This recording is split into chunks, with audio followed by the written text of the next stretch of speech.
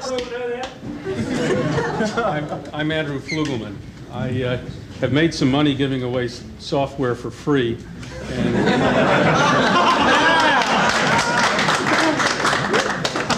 I'm also connected with a couple of big magazines who are supported by advertisers who don't give their software away for free. And I'm interested in trying to figure out what the connection is.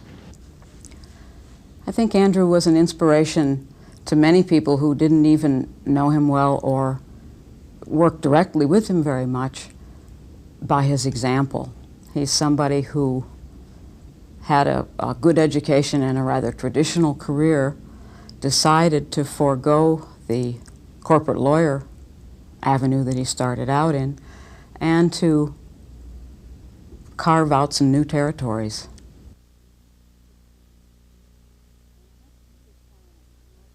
Unless he did fly and I didn't know about it, that's about the only thing that I can think of that Andrew didn't do. He was really a Renaissance man. He did lots of things, and he did most of them very well. He was a musician, played guitar. He was a kayaker. He certainly was a programmer, a lawyer, a book producer and publisher, and probably knew more about just about any subject you could imagine than almost anyone I've ever known. No, I didn't introduce Andrew to the computer. I had a computer pre-IBM PC's announcement or existence. A friend had helped me get a CP/M computer for word processing. And Andrew was interested in computers, but they were too much in the hacker, build-it-yourself mode. And when the IBM computer was announced, he had determined he wanted to get one. He went down to see it, and it was, I think, love at first sight. I had owned my computer for about a month, and I was trying to send my files to someone using a completely different computer. There was not one piece of software in the entire world that would let me do that. And I stayed up for a lot of nights and figured out a way to do it. Public domain software, as it's commonly called, had been in existence before then, probably even some programs for the IBM, though PC Talk is one of the very early ones. The term freeware, to my knowledge, originated with Andrew, and the concept of, hey, if you like this, send me a couple of bucks, originated with Andrew. And that fits in very well, I think, with his view of how the world takes care of itself, and his kind of, I'm not going to worry about it and the world will take care of me. I tell people that whether they like it or not, give it to a friend, and if their friend likes it, then maybe they'll send me some money. I would guess that about 1/10 of the people who are using the program now have paid for it. And there are a lot of commercial software companies that can't make that claim.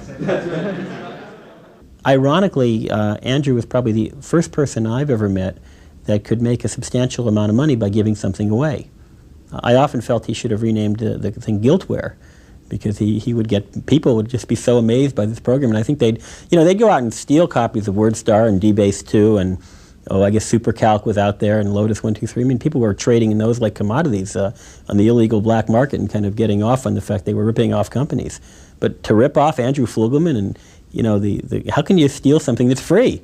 You love it, and you send them a check. I knew people who paid for. I knew people who had enormous software libraries, and PC Talk was the only program they paid for. I very clearly remember a conversation that we had in which he told me that I really had to get a computer, that it was the wave of the future, and that anyone who thought like I did would love computers. And I'm demurring on my side of the guy, saying, I'm sure they're wonderful. And he said, no, you don't understand. It's like being a teenage boy and having a hot rod in the car to tinker with. He said, you can make it go faster, you can do anything you want with it. Talking back and forth, we would come up with all sorts of ideas of things that we could do back in 1982 to make our computer, as Andrew would say, go around on two wheels around corners and really, really kind of scream. He used to like to use a race car analogy. And often we'd be chatting back and forth, and one of us would come up with an idea of a routine. It might be a simple little batch file that you could write in 3 or 4 lines using a text editor, or it might be a a 10-line basic program, some simple little routine for maybe erasing a file or backing something up or maybe dialing the telephone or something that we kind of thought was useful, at least at the time. And we talk about these things, and I'd say, you know, Andrew, this is a great product. This product is more useful than a lot of the software that people go out and buy.